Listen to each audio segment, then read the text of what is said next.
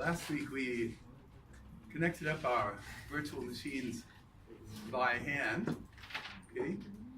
And this week we want to use the setup menu, okay, to set up the software, okay, that gives each one of these machines its particular unique role in our network. Now, this is a really, really simple thing to do, and so we might just go ahead and push on a little bit and start configuring things today, since this one is kind of simple and everybody's keeping up in this class really, really nicely, okay? Sometimes we need to adjust the pace because different groups are different when it comes to keeping up, but I've got the feeling that people are keeping up pretty well in this class, and so we'll just push right on ahead. Okay, so the reason this is really simple is because in these modern times, when we're getting applications for our Linux machines, okay, normally we're picking them out of a repository. And so if you're looking at instructions on websites and things like that, and you run across Ubuntu instructions, you'll always see this one that says apt-get and this package or that package, and it downloads the main package plus all of the third-party libraries that it depends on. And there's a database inside that keeps track of all of the applications you have installed and all of the dependencies to keep everything neat and tidy. So we do roughly the same thing, except we have a CD rather than an online repository. So to get started with this, we have to do two things. One of them has to do with configuring the virtual machines, and the other one has to do with just putting the CD into its place. Okay? So once again, I created my virtual machines on a USB drive. I've copied them here to public downloads on this lab machine because Windows has special permissions on the public folders, allow you to do pretty much anything you want to, and it's a little bit faster than running them off the USB. I'm going to go up here to View and turn on looking at file name extensions, because otherwise it looks too mysterious to me and I make too many mistakes. Okay, I've got my two ISO images. Okay, we're done with the base image. We use the base image to just get the basic configurations done. Okay, we're going to use the config image today. So I'm going to start with runvbox.exe because that corrects the paths in the XML file. And it says choose a folder with the VirtualBox XML file inside. It's right there for me, just the one I want. I will open that one up. Okay, so got my gateway, my mail server, my web server, my LDAP server. I should have formatted these, right? Create the hard disk, lay down, create the hard disk, partition it, lay down the file system, right? Then we install the base files for the operating system, and then we install the bootloader. And those last two steps, the base files for the operating system and the bootloader, are specific for one operating system or another. The partition the disk and lay down the file system has to be done whether we want to be a data disk or any kind of operating system disk. When I created these, I changed things around so that my VDI, which is the virtual hard disk, and is on the IDE primary master interface. My secondary master is the optical or CD drive, which is empty at this point, okay? And I have a host-only adapter here, 96 megs of base memory, okay? So, all of these are basically the same now, okay? Except I've got 4 adapters on my gateway because we wanted the gateway to transfer the PALs or transfer the traffic from one interface to another. Now, before I do anything else here, I'm going to say disasters happen, okay? Especially when the more machines we get. I'm sure you've all seen the hundreds of machines that are in the labs here, and I'm sure you've seen some of them are out and some of them don't boot up, or the electricity fails, or something fails, right? So, the first thing I'm going to do is create an insurance policy. I'm going to pick one of my machines that's in the standard configuration with its one host-only adapter, and I'm going to say machine and clone. And I'm going to not call this a web server clone. I'm going to call this one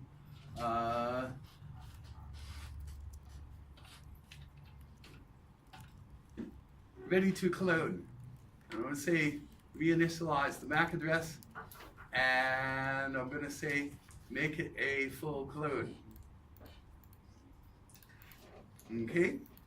And I'm not going to touch this one until one of my other ones screws up, or I've done something that seems irrecoverable, or it starts misbehaving, or it's starting up and my laptop suddenly switches off and because the power is gone, or whatever. Okay? Anything that happens that could mess it up, all I have to do is delete the old machine and clone this one to make a new one, and then go through the configuration steps, and I'm back in business. It's a little bit of a shortcut, saves me all the effort of reformatting and recreating hard disks from the beginning. So, that was first easy step. Now, this step is super important, and it's super important to check it today, check it now, okay? In File and Preferences, okay? This applies to your whole VirtualBox setup. You want to go to Network, and networks should be blank. Host-only networks should have something that resembles this name. You want to make sure it has an IP address, it has a network mask, but most importantly, DHCP server is disabled, okay? Because once we start running our own DHCP server, having dueling DHCP servers is a disaster. You're going to get IP addresses from outer space, okay? And we need to have these IP addresses configured properly, which is why we run a DHCP server ourselves, okay? So make sure, if it's not, you can always just go down here to this little screwdriver guy, and you get the configuration and a DHCP server.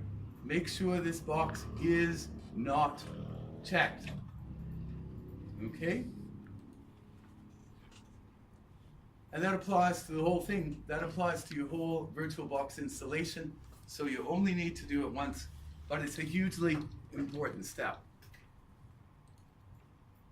Okay, so now all I need to do is, since my gateway has its interfaces all set up, I just need to go to Settings and Storage, and I don't want this one empty. I want this one to have the config ISO, pop that into that drive.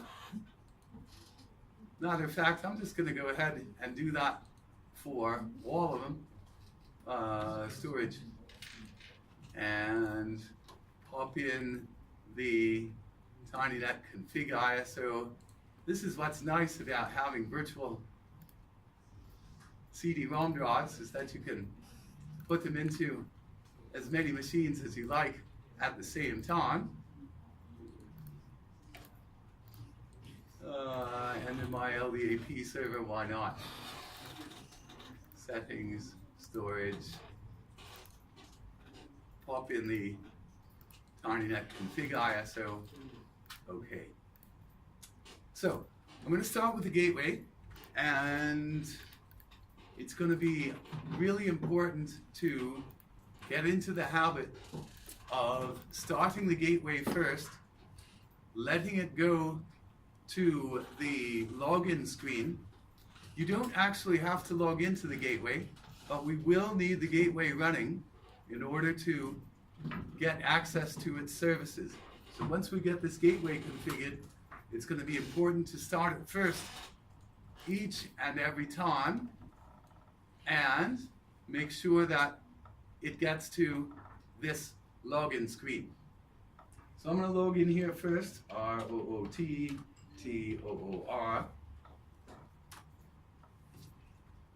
Okay, first good habit, have the gateway running. Second good habit, whenever you log in 3 times. Okay, my first one is always going to be my Alt F1 TTY, or virtual terminal. I'm going to do Alt F2. I get a new login screen, ROOTTOOR. And on this one, I run MC. And then I'm going to log in another time with Alt F3 with ROOT and TOOR. And on this one, I run HTOP, the task manager, so I can see the processes that are running. Okay, and I can see that I have my DHCPD is running, but that's not the one, that's the client. My SSHD is running, we talked about that last week. My web server, Monkey, is there. Got my terminals and the system processes all looking quite okay. So let's do some configuration. I go back to my Alt F2 terminal, my MC terminal. Okay, I touch enter on those 2 dots. What's going to happen? Return to previous level. I go up one level in the hierarchy. Okay, I want to go to MNT and HDC. What's MNT HDC? That's the CD drive. That's the mount point for the CD drive, right? There's no concept of drive A, B, C, D, E in Linux. Any directory can be another drive. Okay? So HDC is our CD-ROM drive, and I can see that there are a couple of directories here, and I can poke around inside. What do these green with star ones mean? They're executable, right? There's no concept of exe files or any limitation on file extensions. Okay? Anything that's green with a star is executable. So here in this configure part, I've got a bunch of configuration files. Here I've got a bunch of scripts that will set up, copy over these files, set permissions, create shortcuts, things like that. If you want to look inside, by all means do. We're not going to do that today. We'll come back to it when we talk a little bit more about the shell scripting language. Oops. And here I've got some packages. Okay. The important one I want is this one called Setup Menu. Now, I can run things from MC. So like my HTC, you only have boot and slacks. Is it like You only have what? boot and slacks? Not like video module. That's because you have the TinyNet base CD in that drive rather than the config CD. So here's a good point, okay? Our friend here mixed up which CD he wants to put in, okay? I'll show you the shortcut for changing your CD, okay? First thing you have to do is move out of that directory, okay? You can do it in MNT, it's fine, but it can't be in the folder you want to change. You come up here to the VirtualBox virtual machine menu. Am I going to magnify yet? Yeah, I am. Or not. Oops. Hang on a second. Sir. Yeah. Zoom. Yeah. That's what I was wondering. If I was on Zoom, yes or not. Let me just. Okay. Let me get out of Zoom here for a second. Oops. Let me get out of this Zoom for a second and adjust it a little bit. Let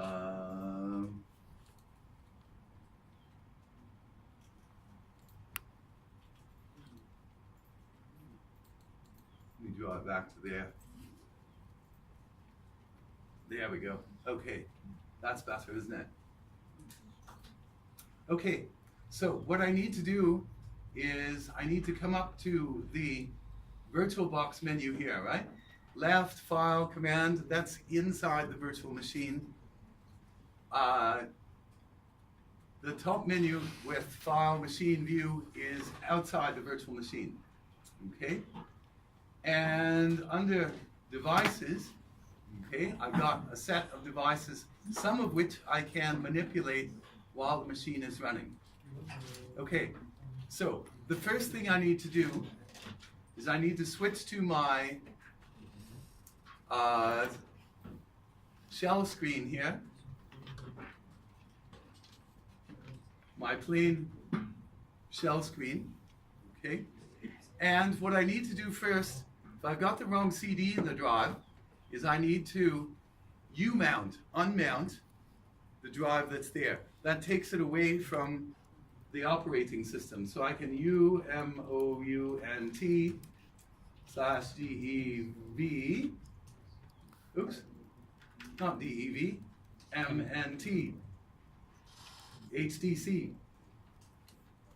So if I unmount this drive, what's going to happen? If I go back and try to look at it now, it's empty. So when that one's empty, I can go here to Devices in the VirtualBox menu and Optical Drives, and I can remove the existing one, and then I can come back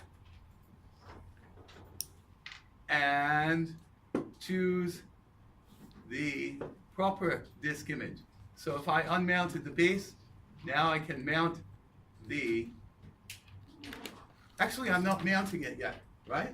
All I'm doing is open the disk, change it out, put it back in. Okay? HTC, what's going to happen with HTC now? It's still empty because it's not mounted yet. So I have to just come back over here to Alt F1 and I can mount the device,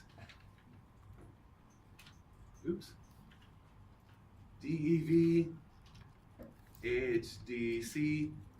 So I mount the device at that point in the hierarchy, and it says write protected. Since it's a CD, that's appropriate. Mounting read only. Right? So, 4-step process. You mount, clear it off. Then VirtualBox menu, devices, eject the CD, VirtualBox menu, devices, insert the CD, fourth step, mount it so that the operating system can see it. Did it work for you? Just like I missed out the one I explained. Okay, we'll run through it again. You missed out the what? I also the config I have Just grab it off the website. like the internet is slow. Oh, okay. Alright, but Is it okay if I type mount MNT HTC? sorry? Mount MNT HTC? It might work. Because I just use it and it works, so I don't know. Okay, it might work, but if you want to be absolutely certain, yeah, you use the device and the mount point. But sometimes Linux, it keeps track of what was mounted there before, and it will do it again. So sometimes it's safe, sometimes it's not.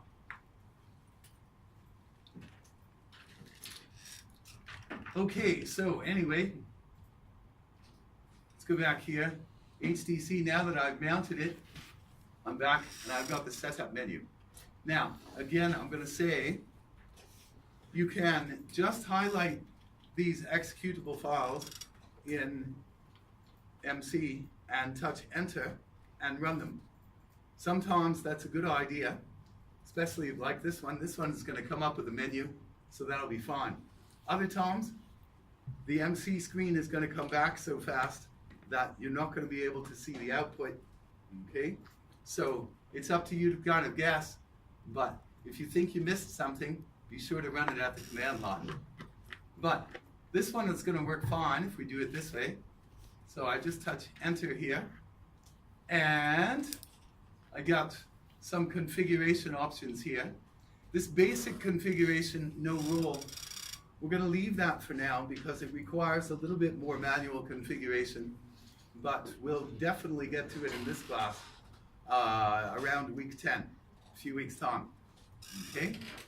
Also, this one that says install other packages, okay? These are packages to support the tasks on the assignment, okay? So they're all compiled, they're already here. And again, we don't want to do that right now. We'll leave that one for later. Right now, all we need to do is choose one option for each virtual machine, whichever option is appropriate for it. So I'm using I'm running on this on the gateway, so I configure this as a TinyNet gateway. Screen goes blank for a little while, and then it pops up the friendly message that says, all done, okay? And press enter to return to PD menu. Okay, created a little log file, we'll look at that. But I just do one configuration step and quit this one. And I come over here and reboot. And that's all there is to it for the configurations. So Reboot. We need to reboot for this one, okay? Because it's changing some startup scripts. It's changing some of the basic configuration files. So we need to reboot after we do each configuration. Oops. So we can see that it loads up its packages. HTTPD is listening. Let's do this. You can see now it says gateway login. And I'll repeat the process here.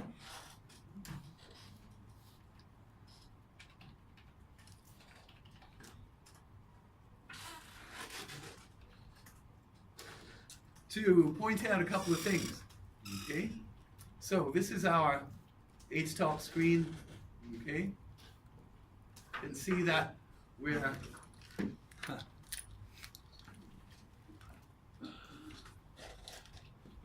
we still got a bit of space to deal with here. Okay, because we're tiny, and that's what makes a tiny net. Okay, if we look down here, we've got a couple of new things. postfix.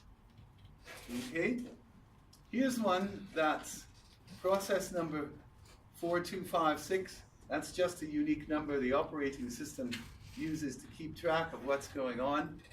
Okay, it's user nobody. Okay, and it's called user sbin DNS mask.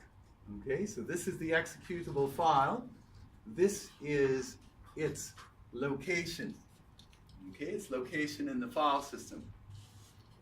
And you can see that there's a whole bunch of user sbins here, but here's an sbin, and if we look down, and here's another sbin. We look down, we might be able to find a user bin as well. There's a few places that Linux stores its executable files. It's not like Windows, it's neatly organized into program files and program x86. Okay, just something to keep in mind. If we look down here a little bit, we saw this one before, at D, that's like scheduled tasks. Okay, but now we've also got this one down here, which is postfix. We haven't seen postfix before. Okay, now again, the nobody, postfix, daemon, okay, these are system accounts. They don't have any password.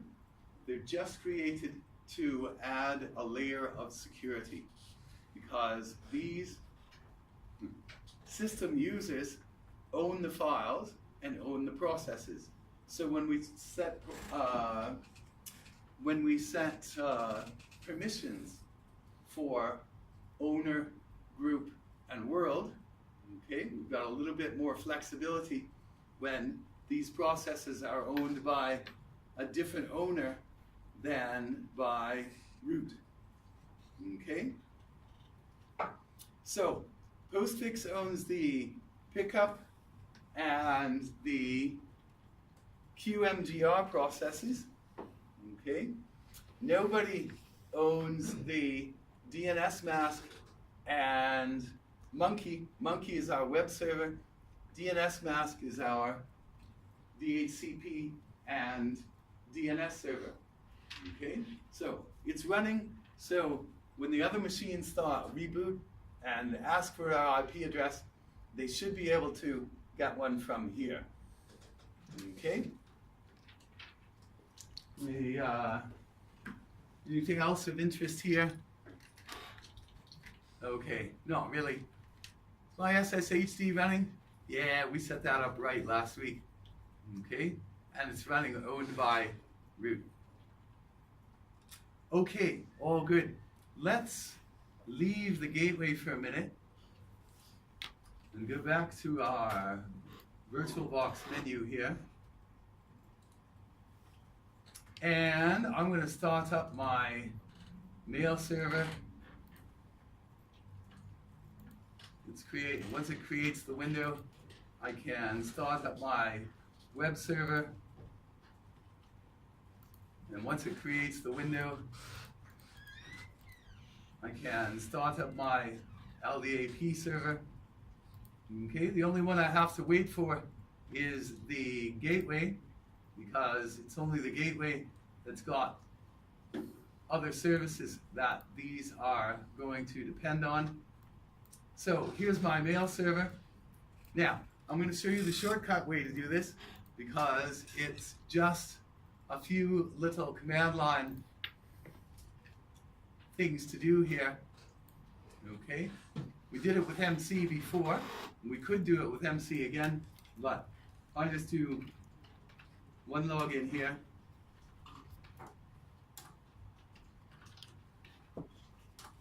Okay, again, it's a few simple commands that sometimes it's just as easy to know these as it is to not. So the first thing I need to do is change directory to my CD-ROM.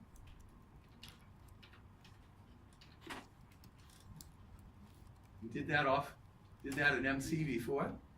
And then I do this command that says ls. ls means show me the files that are in this directory.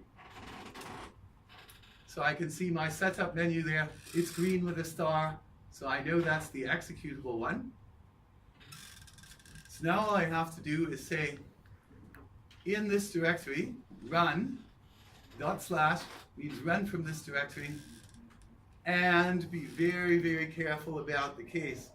Okay, Unix is very sensitive to case, and no spaces in the file name, but you need to have spaces after arguments. So big S, E, T, U, P, big M, E, N, U. Setup menu is there. This is my mail server, mail host, all the same to me. Screen goes blank. Blankety, blankety, blank, all done. Press enter to return to PD menu. Quit that one. And reboot. That's the fast, easy, shortcut way to do this. This is my LDAP server. Let's do the same thing here. Root. And CD, so MNT, HDC, LS, just to make sure that I've got this set up right. / big S E T U P big M E N U. And this is my LDAP host. All done. Ooh, that was fast. Quit. And reboot. And what happened to my, hiding in the background here, is my web server. Same routine. Last time we're doing all this routine is all the way across the board here, by the way. And change the directory to the CD-ROM and double check it. Good. Run from this directory as it's big M E N U. And that's my web server. Ooh, that was fast too. Quit. And reboot.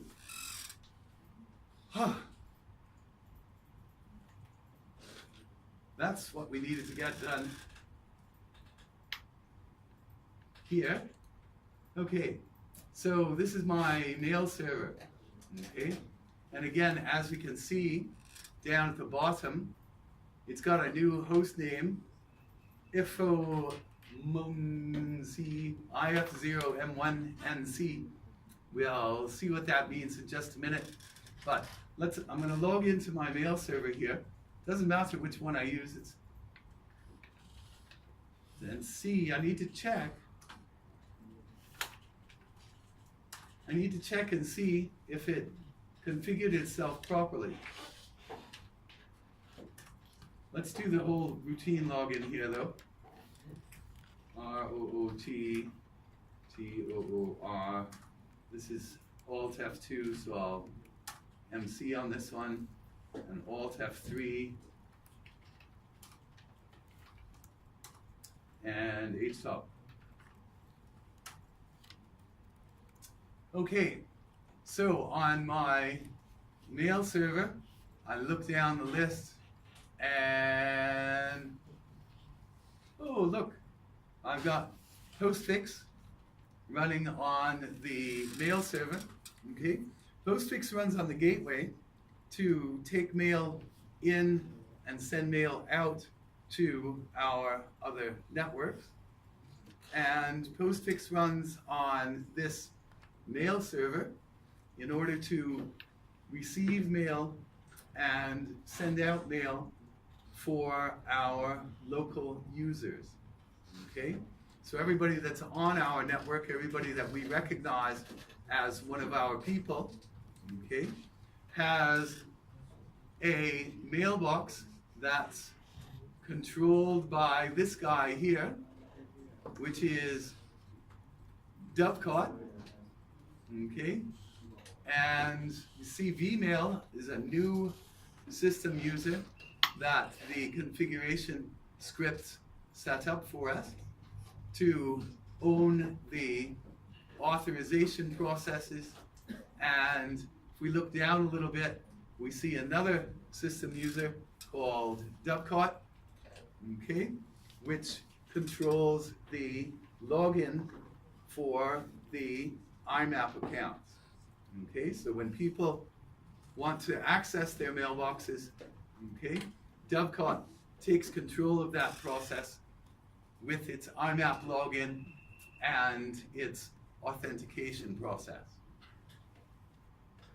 So we have Postfix and Dovecot running on our mail server,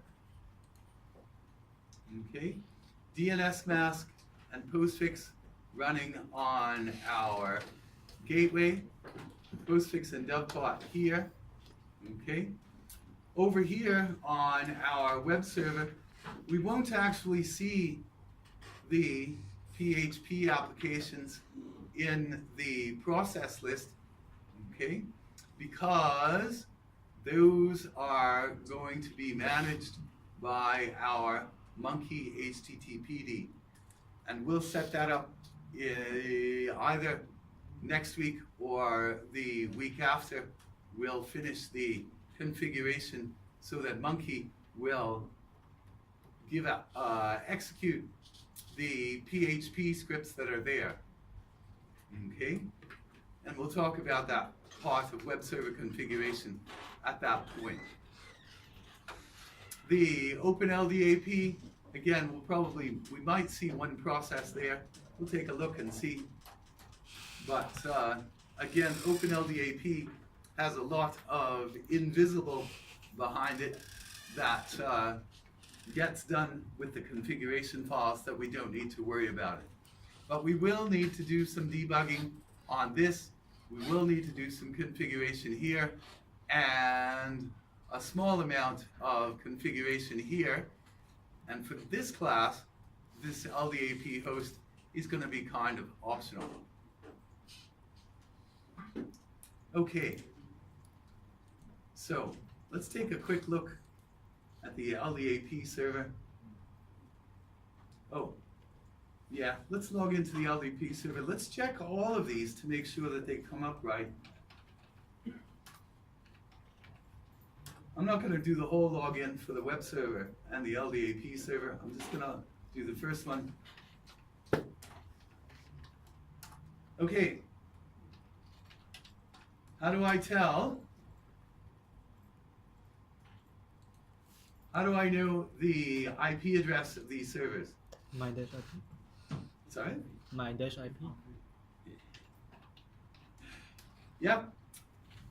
For the TinyNet machines only, my minus IP will tell us the IP address. Okay, so that one's 66.139. If I come over here to my web server, say my minus IP 56.243. Oh, let's look at that. And if I come over here to my mail server, my minus IP 76.139. Ooh, what does that look like? Remember what we did last week? Okay? Again, we've got these set up on 3 different subnets.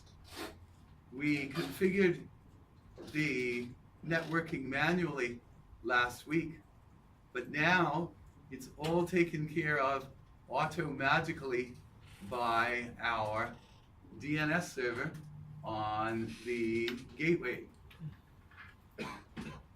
But it's not actually magic. Oops, where did my gateway go? Here it is. It's not actually magic. If we go to our gateway,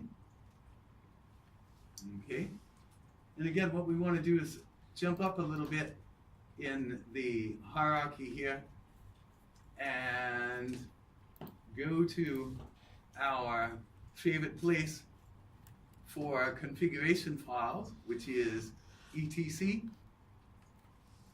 Okay, etc now has you can see the ones that got installed with the configuration. Okay, there's one here, dnsmask.d. Okay, dnsmask is our DHCP server and our DNS server.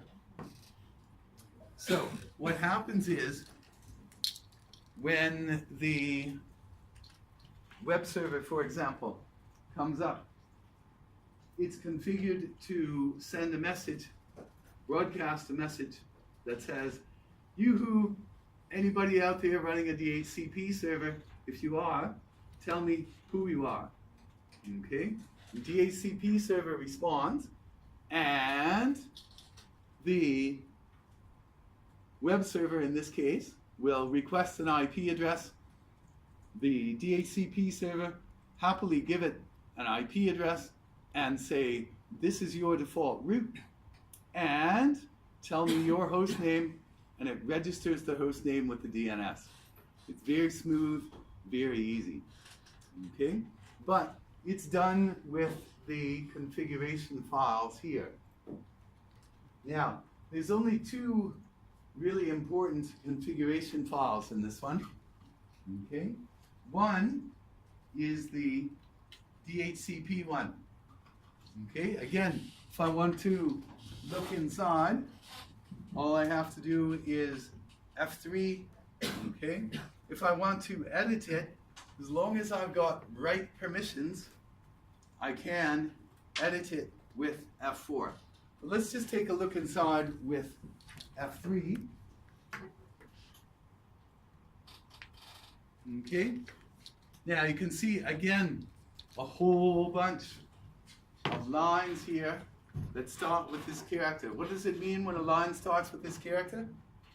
Comment. It's a comment, right? So this is essential documentation. Okay, tells us about the configuration. Then we look down here. Okay, we've got some without, we've got some with. These are the ones that are commented out, okay, which means that they are inactive. These are the ones that are uncommented, which means these are the ones that are active. So what this says is, for hosts that identify themselves as net A, give them an IP address anywhere in the range between 56.102 and 56.252, and let them keep it for 12 hours. In DNS terms, I'm sorry, in DHCP terms, this is the lease time. Okay? And so what happens is, after about 8 hours, okay, the web server is going to say, yo dude, I still want to keep this IP address, and the DHCP server will say, yeah, all right, all good, and give them another 12 hours. Otherwise, when this 12 hours elapses and there's no request, the DHCP server is going to take that IP address, say it's free, put it back in the pool, and have it ready to assign to someone else.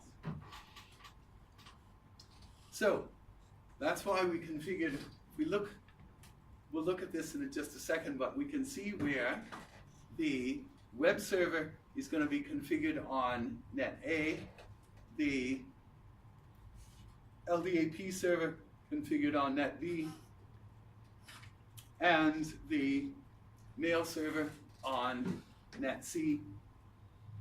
And this automatically takes care of the subnet assignments that we did last week all by hand. We did it last week all by hand, just to remember, before it started being done automatically for us.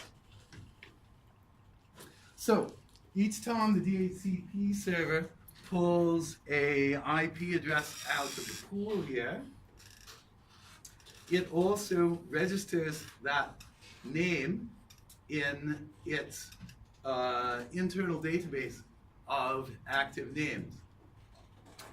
But the cool thing is that we can have more than one name for an IP address if we use the CNAMEs. So, encoded, incomprehensible, obviously meaningless names are actually good for tracking down and solving problems. Okay?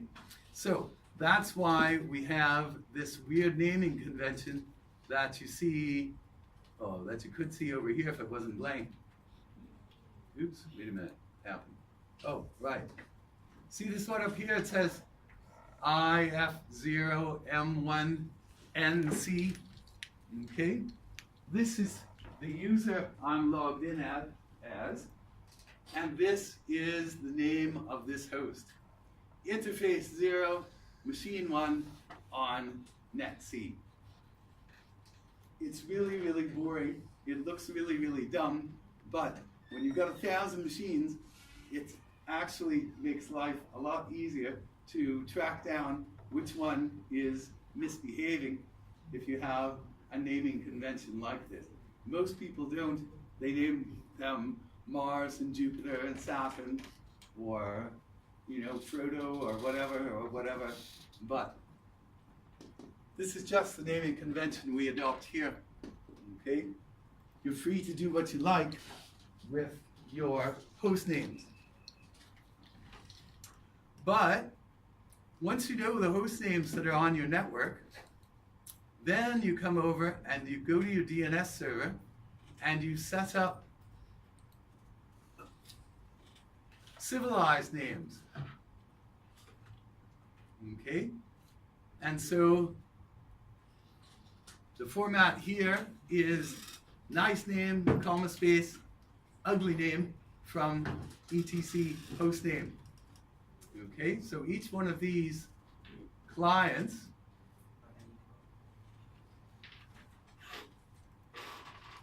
in etc has a file there called hostname. And that's its official hostname that it sends to the DHCP server when it gets its IP address. Okay? So, this is where we tell the DHCP server which network it's going to be on. Okay? The DHCP server just takes a look at this, finds this part, and assigns the right IP address, registers this with its database of names, and also recognizes that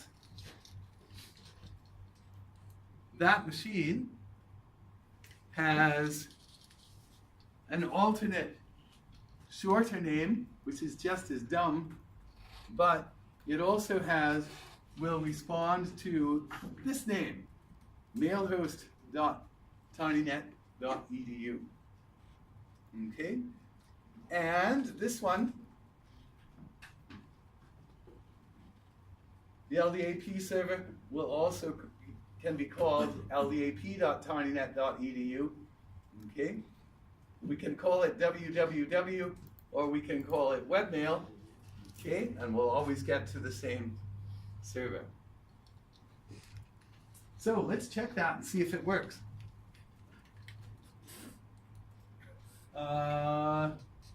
This is my mail server, so I will ping www.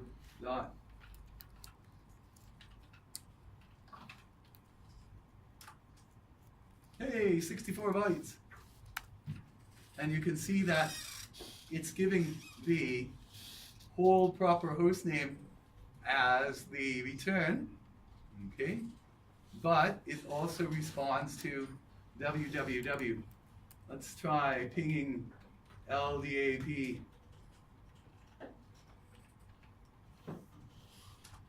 There we go. Now I'm nice with that. Okay. Everybody okay with that? Everybody getting that kind of response? Once in a while, DNS mask doesn't respond quickly enough at the very first time it starts up, so once in a while we'll have a problem and we'll need to reboot, but it's only at the very beginning. After that, it's always stable if we've got that VirtualBox DHCP turned off.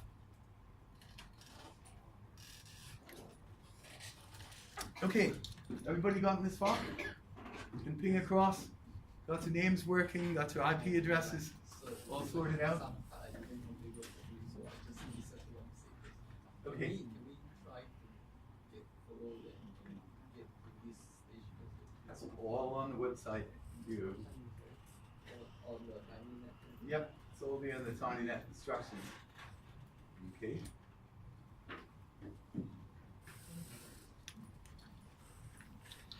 All there.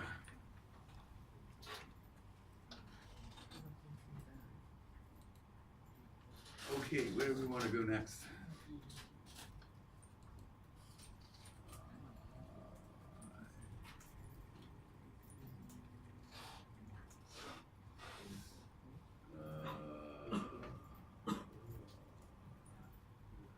Yeah.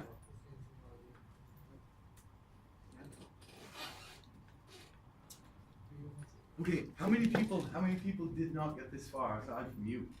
1, 2, 3, 4, 5, 6. Okay, I'm gonna help out these people first. And then we can move on a little bit to get the mail host configured.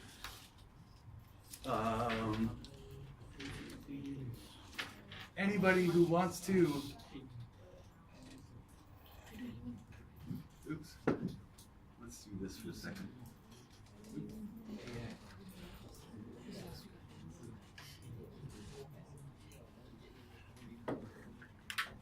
Yeah, give me a minute to see if we get people caught up here.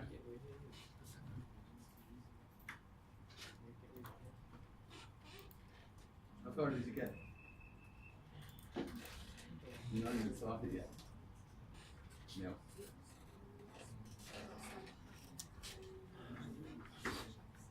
Okay. What you need to do is you need to get some consultation hours so that we can sit down and work through this. Okay? Yeah. Do that one for you.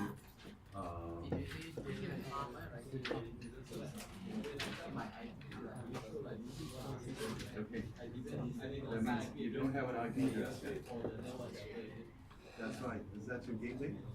Yeah, this is because I think like Did you last configure? week I did configure, but then I think because of the Windows screen update, you wipe out the whole service. Then I just reinstalled this, so I think that wiped out all the configurations. The configuration we did last week disappears anyway. Yeah, it disappears. Yeah. No, it always does. Always disappears.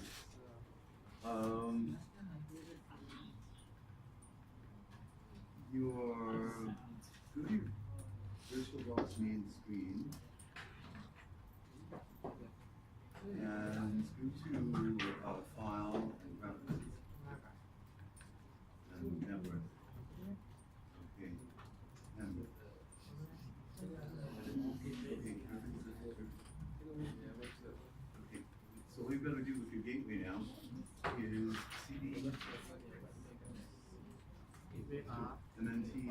HTTC. DC, DC, Newsreponian, enter, LS, enter. Okay, now you setup menu. Follow the capitalization. No? Exactly like it is.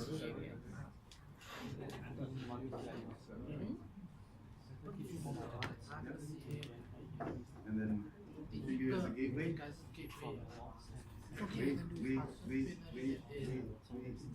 Wait. Hold on. Press enter. Move down to quit. Type reboot. And then it'll come back with IP addresses. Repeat that process for.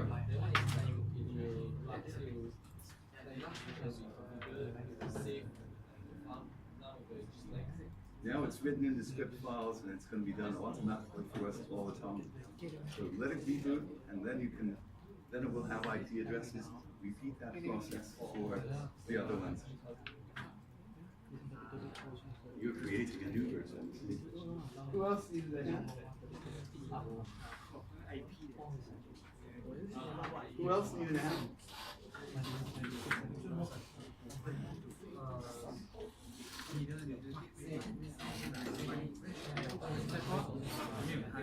Don't worry about the version now, because that's depending on your hardware.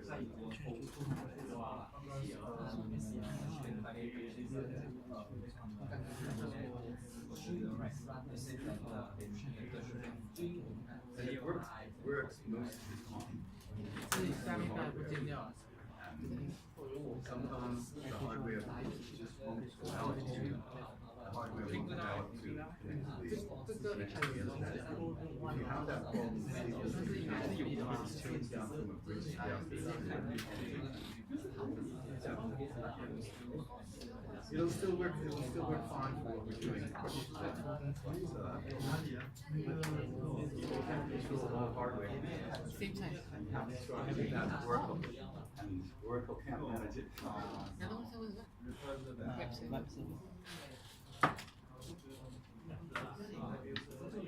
Okay, who else needs a hand?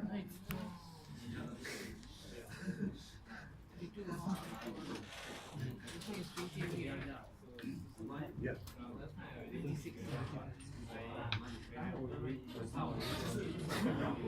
Doesn't allow you to do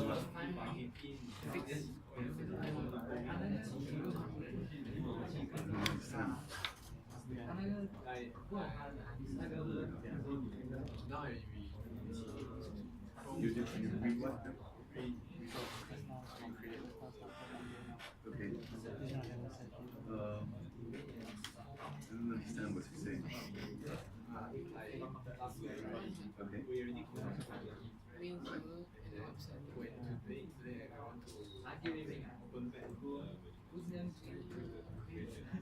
The configuration disappeared.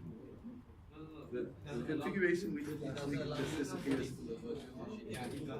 Okay, show me.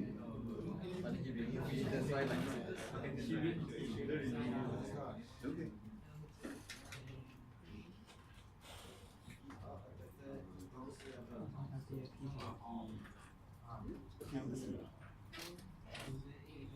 I want to with everybody else.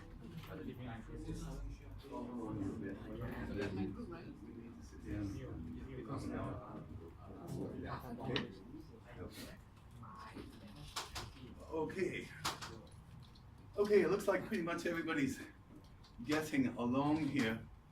All right. I want to push a little bit ahead.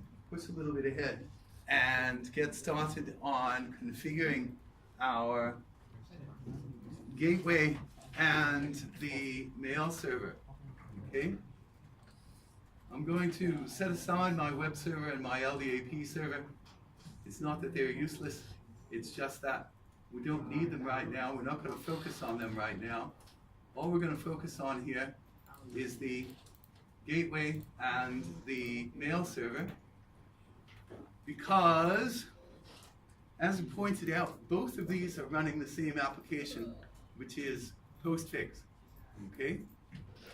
The role of postfix on the gateway is to take in mail from the internet, and the role of postfix on the mail server is to manage our mail created by our local users. And so if a local user creates an email that needs to go out to gmail.com, okay, it goes from the mail server here to the gateway, and the gateway sends it out. Same thing happens if they want to retrieve somebody from outside, apu.edu.my, sending something to somebody at tinynet.edu. It would come in through the gateway and get passed across to the mail server. Okay? So what we want to do is we want to test that system. And we're going to test it in a really weird way that shows us how easy it is to fake email. Because we're going to use an old-fashioned tool called Telnet, one of the oldest and most original applications for the internet. Now, instructions for all of this are in the configure mail testing on the website here. We're just going to do the first part. We won't do the debugging just yet, but let's get through the testing part. Okay? So, again, what we want to do is just focus on these two machines here. Okay? What we're going to do is we're going to create an email here. We're going to have fake users sending email from here and see how it gets delivered across to here. Okay? And then next week we'll start debugging this installation so that everything starts to work smoothly. So, what we need to do is we need to set up this service called Xinetd and Telnet. Now, again, Xinetd and Telnet date back to the days of Unix, even before there was an internet. Okay? And the thing about Telnet is that it sends everything in plain text across the network. Okay? So if I'm listening with a packet sniffer like Wireshark, I can capture the password, I can capture every command, I can capture all of the output. I don't want to, and it's all in plain text, so it's all easy to read. That's why normally we use SSH, because SSH has an extra encryption step, and that makes it more secure. We'll talk about how that works in a few weeks' time when we get to that step of securing the communications across our network. But we can set up Telnet for secure communications for testing, and it's really, really useful because it allows us to pretend that we're a different server, and if we just use the right protocol commands, we can see exactly how our server is responding, and we can look at that and say, right, this is right, this is not right. Okay? And we can do this with pretty much any server, but the easy ones to do it with are the mail server, the mailbox server, which we call IMAP, the web server, things like that, because they use kind of simpler protocols. Now, there is a relationship between what they call Xinetd and Telnet. Xinetd was meant to conserve memory by managing some interactive processes. Okay? So we're going to take advantage of that because this one called Xinetd allows us to create certain restrictions on when, how, who people can connect, okay, to these services on our network. So what we want to do is we want to start with the gateway. We want to do the Xinetd configuration, okay? Then we can experiment with Telnet there. Then on the mail server, we need to set up the Xinetd configuration, and we can use Telnet there as well to test the web server and watch this communication between the gateway, did I say the web server? The gateway and the mail server. Watch what the postfix is doing when it's trying to deliver the mail, get that corrected and working properly, and we're golden for that part of our network. So let's start on the gateway. Oh, let me put this browser away. And, oops, sorry, the magnifier again does that, okay? Where I need to go is I need to go up one here, oops, magnifier again, always causing me problems. Go up one here on this side to ETC, okay? And instead of DNS mask, I want to find the Xinetd configuration files. Okay, again, ETC is our first place to look. Let's poke around. There's the postfix ones. We'll come back to that later. There's rc.d. What's in rc.d? IP forward. The startup scripts, everything that's going to be executed when the machine starts is in etc rc.d. And you might think everything in there would be executable, but it's not, okay? Because we just have some scripts there that are ready to go, maybe with a little bit of editing, or maybe we've got a backup here of our new one, okay? Or maybe we've got some things, but anyway, okay, it's only the ones that are green and a star. Anything that's green and a star gets executed at startup time, like DNS mask and postfix, SSHD. That's the one we did last time, right? Okay, so on this side, ETC, just the regular configuration files. There's the SSH ones. And, oh, look at that, how nice. Xinetd.d, just what we were looking for. So let's poke into that one. Okay, we've got a few services here. This one is executable for some reason, but let's not worry about why. The one we're interested in is Telnet. Everybody know what FTP is? File transfers over. Yeah, right. That's the old way to transfer files, and again, we use SSH now for that. But what about TFTP? Telnet? No, it's called Trivial File Transfer Protocol. It's a simpler FTP. It only uses UDP to transfer the files. And its real importance is that this is what you use to push configurations up to Cisco equipment, switches and routers, and to pull down the configuration files from them so that you can make a backup or you can update the iOS or whatever you want to do. TFTP is an important one for working with your Cisco equipment. Just to note, that's why it's there, okay? But what we want to do is we want to edit the Telnet configuration here. How do I edit?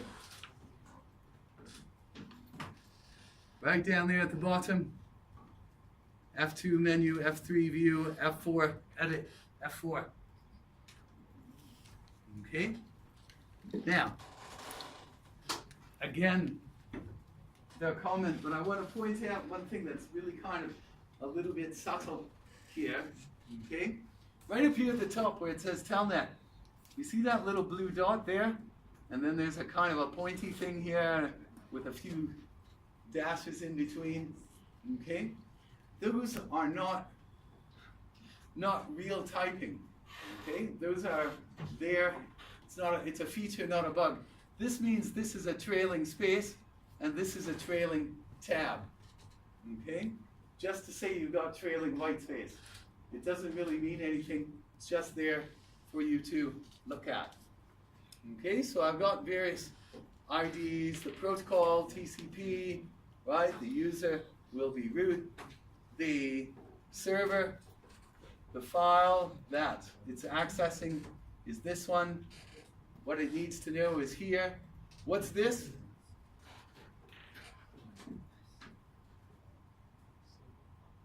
Makes this a comment, right? And this one says disable equals yes. Okay, so what I need to do first is I need to say is this disable equals no, and then I need to uncomment this line here, and I need to change this address. What does this stroke 24 mean? Subnet mask. Yeah, that's the net mask. That's the other way to do the net mask. What I want to do is I want to change this to the localhost or loopback address. What is the localhost or loopback address? 127.0.0.1. 127.0.0.1, which is the one that's there. It's a kind of a fake network interface. It's often used for testing, and that's what we're going to use it for. And if we set this to only from the loopback address or the localhost address, that means we have to be at the keyboard, logged in, before we can use Telnet, which makes it as secure as we possibly can, because, well, it makes it as secure as we keep the root password. How secure do we keep the root password? We put it on the login screen, but never mind. You should probably change that at some point in the future when you can remember what it is and you don't have to keep being reminded. Okay, so anyway, this is really easy. We just come down here and backspace over yes and make yes, no. You can see that little blue dot there that says there's a white space. Disable equals no. And I come up here and I just delete this one and I can erase all of this. 192, oops, 192. What am I supposed to be writing here? 127. 27.0.0.1. Do I need a net mask?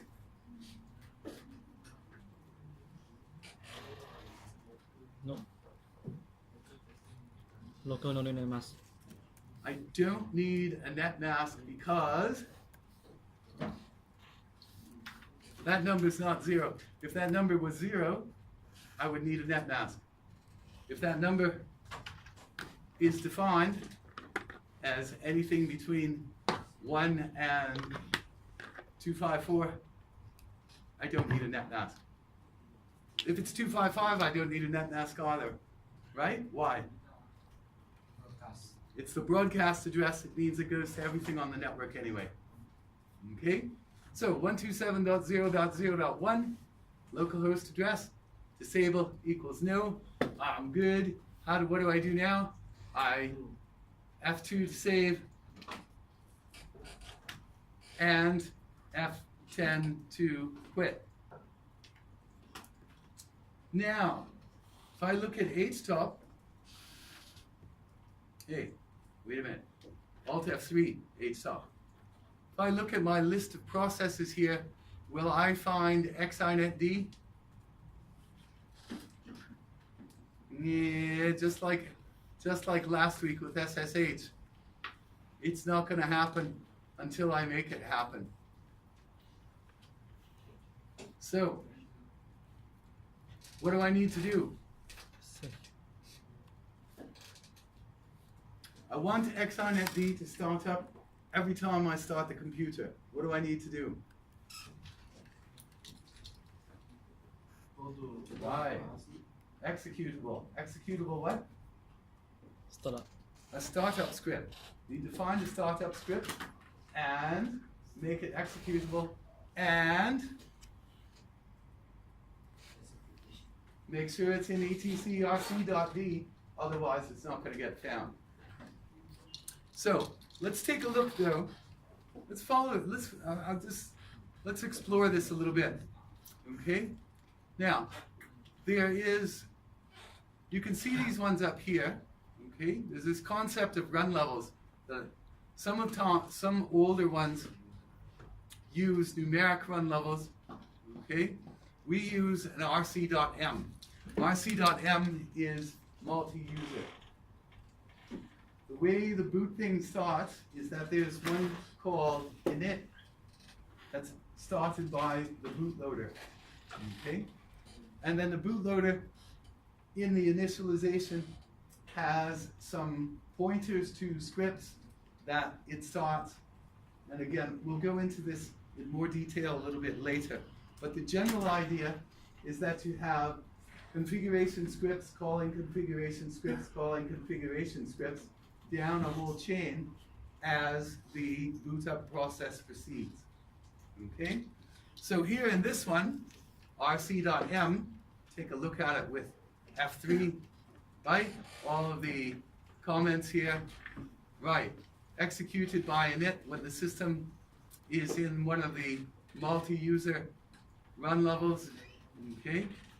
And just update the shared library links, start the system logger, initialize the networking hardware. This is actually where the magic happens. Last week, all of that work that we did just disappeared all by itself. This time, we've got a new script in there for rc.inet1 that has those configuration commands built into it so that it starts each and every time. Okay? Set the host name. Okay? Start the networking daemons. Okay? Daemons is an old-fashioned Unix word for what Microsoft simply calls services. I don't know why they didn't choose that one, but at any rate, etc rc.d rc.inet2 is the script that's called to start all of the network services. So I scroll down here, I'll find rc.inet2. Okay, let's view it for a second. At this point, we are ready to talk to the world. We mount NFS file systems and CIFS and SMB, system logger, firewall, IPv4 forwarding support. Ah, look at this. Start the Xinetd server. This one says if etc rc.d rc.inetd is executable, then execute that script with the parameter or argument start if key.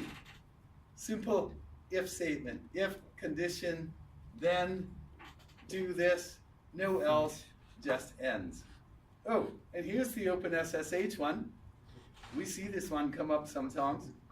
Okay? So, we've got the Xinetd server here. So that's our target, is to get a script etc rc.d rc.inetd executable so that we can start that service. So, now, if there was an rc.inetd, it should show up right here, right? Because it's a nice alphabetical list, and we go from rc.gpm to rc.local and we don't find it. But we cruise down a little bit and we can find an rc.xinetd. Okay? What can I say about it? It's not executable yet, right? We need to make it executable. How do we make it executable? F9. We use F9 for the menu, Change what? and then File and Xinetd and space to turn those on, and that makes a 755. Oops, makes a 755 over on the side, and we just set those, and we're done. Now, the second thing we need to do is figure out what we want to do to get the file name right. Yeah?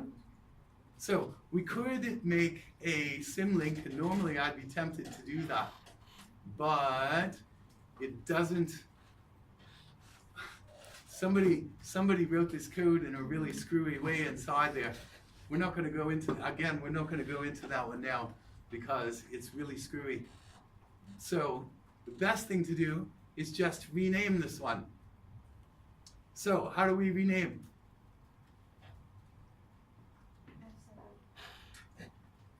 F7 is make a directory. F6 is rename or move. Now, this is another weird thing about Unix. Okay? F6. Okay, somebody in advanced computer science mode decided that renaming a file in the same directory is the same process and the same code as moving it to a different directory. So there's only one command for this in Unix and Linux. Do the same thing to move it between directories or to rename it and move it at the same time. So when we do this one in MC, okay, it says move the file that we have highlighted, okay, with the source mask star. Normally we just leave this alone. This is in case we want to move a group of files, as it says here, using shell patterns. Let's not go there, okay? We've got our cursor parked down here where we want it anyway. So we say move the file to. Now, what it says here is that it's offering to make it very easy for us to just touch enter and move this file from this side to this side. But that's not what we want to do, right? What we want to do is we want to keep it in the same directory, but change it to rc.inetd. So, as long as we know what we need to do, it's very easy. etc rc.d stroke inetd dot d. No, take away this dot d here, and what was that name? It was rc.inetd, right? I mean, we can go back and check, but that's the one I remember. That's the one I remember. So once I edit that line right there, all I have to do is touch enter. Oh, it disappeared. No, it didn't. It just showed up in the right place. I'm just going to double check that real quick. I'm going to F3 here, and I'm going to F7 to search, and I'm going to say inetd. There we go. rc.inetd. Perfect. Now, if I want to start it, I can just highlight it and touch enter, right? And I can check H-stop. And do I see, there's no search here. Oh, yes, there is. F3 is search. F3, search, INET. Oh, it's all red. It's not running. What happened?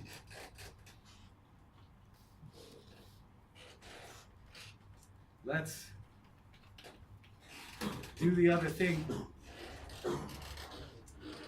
/etc/rc.d/rc.inet_d. Huh.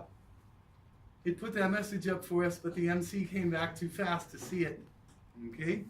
This one says, I need to put in the file name, but I have to follow it with start, stop, restart, status, or reload. STATUS. The service is not running. So, never mind. Let's start it. Starting it up. Status. Hey, there we go. PID is 4553. Double check that. Stop. Let's look down the list here to see if we got a 4553. Right, started as root. User, SBIN, Xinetd, all there right for us.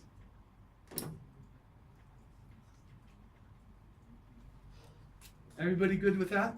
Yes. Got your Xinetd going? Okay.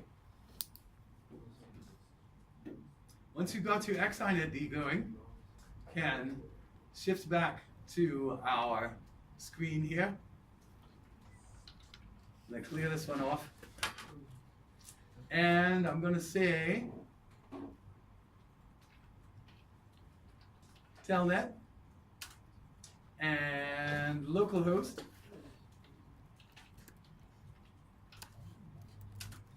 and 25. What does 25 mean? Ooh, let's back up just a little bit. Here is one command line command that you absolutely must know and memorize. And the best way to remember it is to remember the famous flower from Holland. What's the famous flower from Holland? A tulip, right? So this is netstat minus TULP. That says TCP, UDP, listening port. Okay, so this one says we've got master, which is postfix, listening on the submission port, monkey on the HTTP port, DNS mask on the DNS port, SSHD on SSH port, Xinetd on the Telnet port, right? DNS mask again, and also on, we called bootp, the old name for DHCP. So those names are there. Now, if I just change this command a little bit, and I put in, TULPN, instead of the names, it tells me the number of the port. Okay? So, SSH port is 22, Telnet port is 23, mail port 25, domain port 53, DHCP port 67 and 68, monkey listing on port 80, right? What's a port? What's the significance of listening on a port? The information to the certain ports. The service listens on the port, right? We go back to our network stack. We look at our Ethernet frame. What's the key information in the Ethernet frame? The key information in the Ethernet packet, Ethernet frame. Huh? What's the key information in the header? The protocol. At the Ethernet frame, source MAC, destination MAC, right? At the IP layer, layer 3, what's the key information in the IP datagram? That's right, source and destination IP address. And then we've got the TCP layer, transport layer. What's the key information there? Source port and destination port, so that the service on the source machine can pass the data to the service on the destination machine. That's what we're talking about with layered protocols, right? So the source port and the destination port, that's part of the TCP header, okay? And that determines what service we're listening on locally. That's all these are virtual ports. Yeah, really, it's true. It's like process ID numbers. It's just the way the operating system keeps track and provides a interface for poor humans rather than good smart hardware. You know what I mean? Okay, so where are these designations and where do those, oops, no, okay. If we go back over here to ETC, there's a file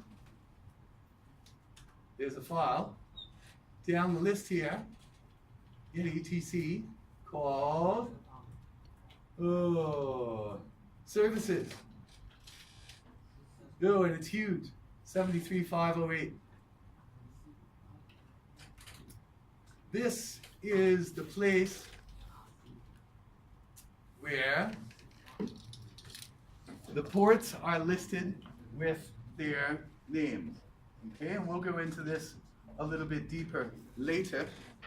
Okay, but in this file is a list of all the port numbers. Let's go down here for a little bit. Okay, so we've got FTP and FTP data. These are well-known ports, okay, that are assigned by the Internet Assigned Numbers Authority. 22 for SSH, okay, TCP and UDP, Telnet, 23 or 24. These two, wait a minute, this port 25 is for mail, SMTP, okay, and again, we've got lots and lots of assigned numbers here, okay.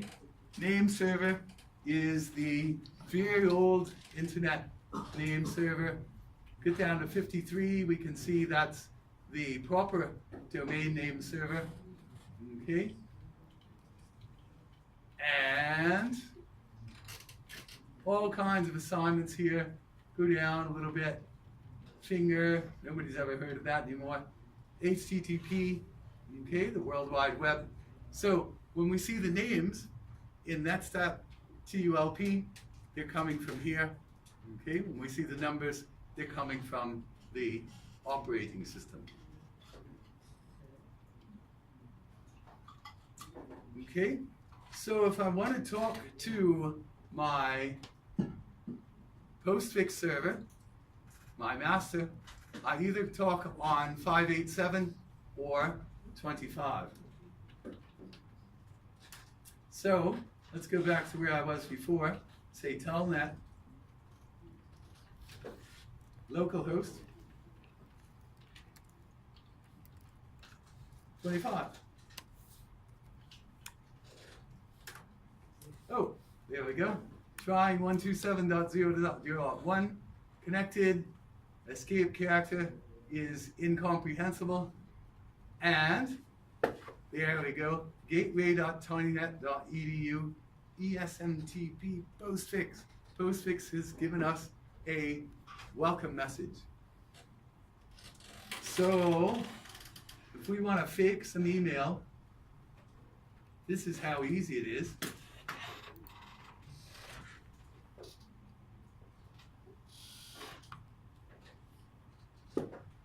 We tell that localhost 25.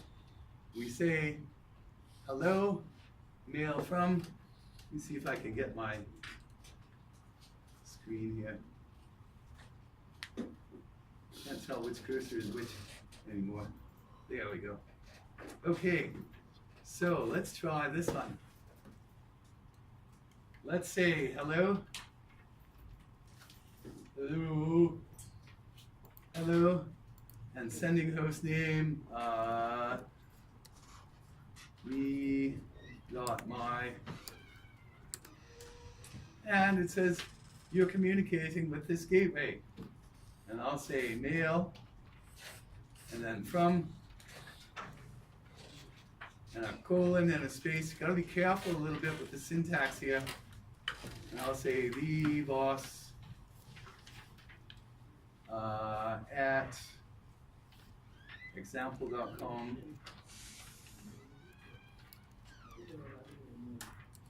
Okay, now to say RCPT is the recipient.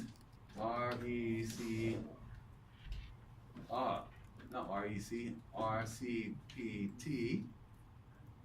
And then I say to, colon, mail admin at mailhost.tinynet.edu.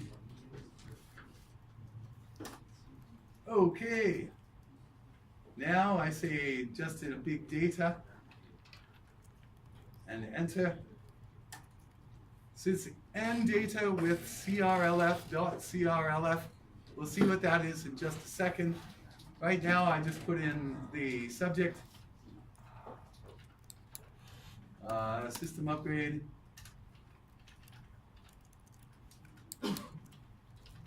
Doesn't really matter what you're typing in here. And we are upgrading, let's spell it right, get some credibility. Please send me your password. Okay, now that's CRLF. CRLF means a single dot on a line by itself. So, put a single dot on a line by itself. Hey, and postfix says, queued it as 6F260FA4. What does that look like to you? X. Sorry? Is it a hex? It's a hexadecimal number, yep. It's an index number that postfix uses to just keep track of this email message. So, now I just quit.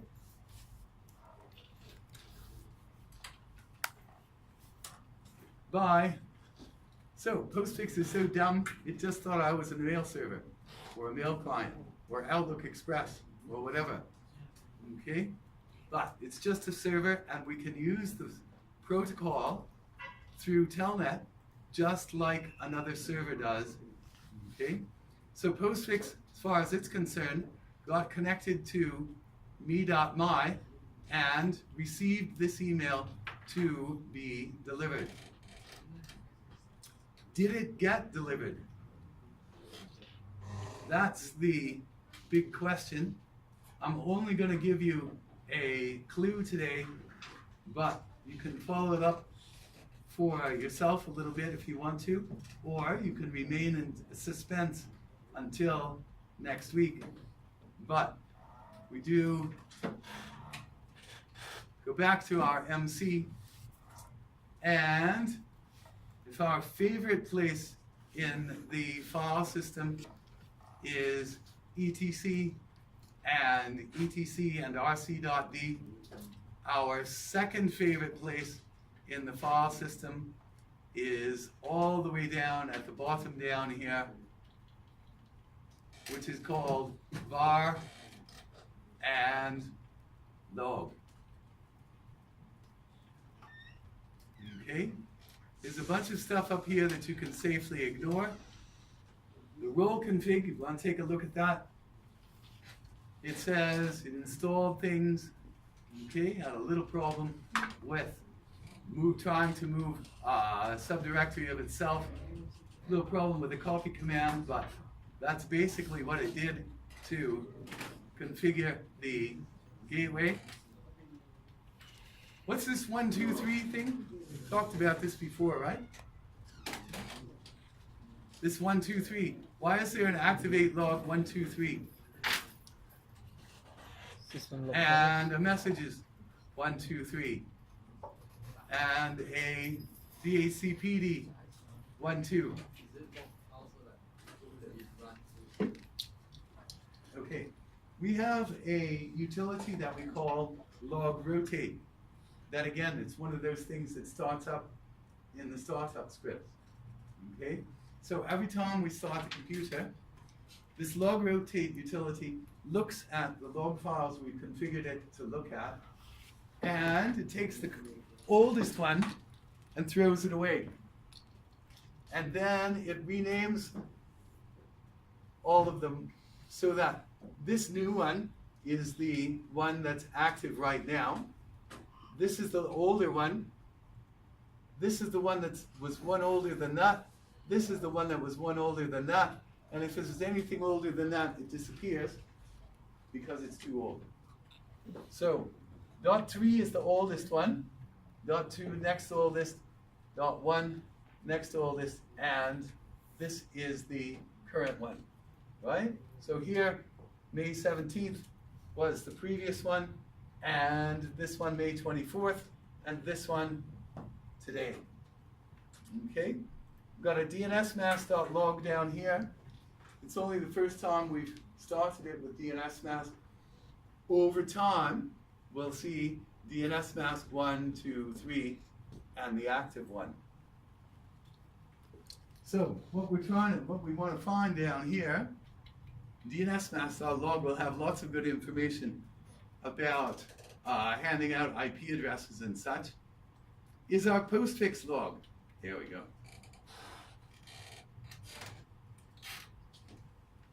So,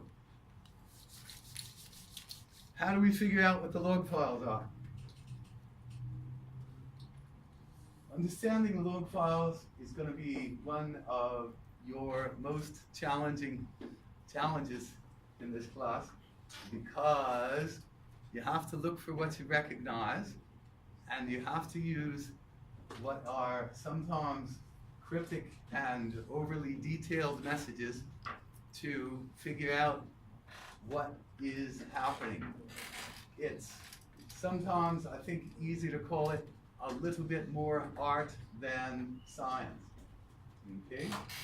But just takes a little time, takes a little practice, and once you get used to it, it's a skill that will serve you well. So, you want to be patient with yourself looking at these log files, but you want to be careful to start looking for the kinds of keywords that will tell you what's been going wrong. Okay? So, I'm going to tell you right now that there's actually nothing wrong in this particular log file here. Okay? I've got started the postfix service, started up using a configuration file. This is where it logged the connection. It said this warning here, reject after permit is ignored. It's a warning, we'll ignore it. Okay? So here is, ooh, wait a minute. there's that magic number again. Okay, that magic number got created when when we sent the message. Okay, this is where the log file starts at the end of what we did. Okay, it said done. We type that dot on a line all by itself. Okay, postfix took that message, gave it a message ID. Okay, and put it in the queue. Okay, and then it sent it out to the mailhost.tinynet.edu with its IP address here. Okay, and then it said, okay, removed it from the queue, and that's where we disconnected. So this says we got postfix took the mail in, had no problem finding the destination, and sent it out. Now, I'm going to stop there, but check the postfix log on the mail server, and you will find some problems. And if you check this one in a while, okay, you're going to find that those problems created problems on the, those problems echoed back here to the gateway, okay, and we'll follow this through. But we're out of time today, so I'll let you look at that for yourselves, or as I say, remain in suspense until Monday. Listen, Monday we're back on regular schedule. Okay, I've been on leave on and off over the month of May. The month of May is over, and so we're back on regular schedule. And we've got a couple of sessions that we'll have a couple of extra 2-hour lab sessions later in the semester when everybody's pulling their hair out about the project in order to make up the deferment for the Mondays that we missed. Okay? So let's leave it at that for today here. Again, it's important to shut your machines down and start the gateway first, shut it down last.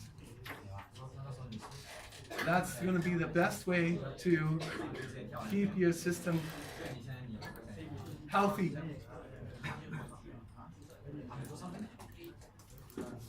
All the APs are ACPI shut down, and the gateway. ACPI shut down. There we go.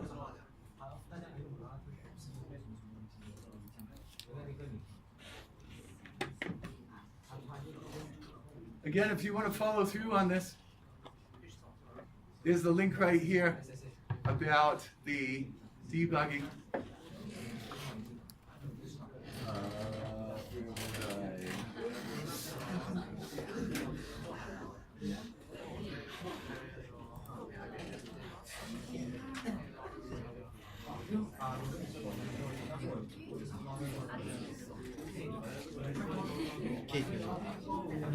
Eating.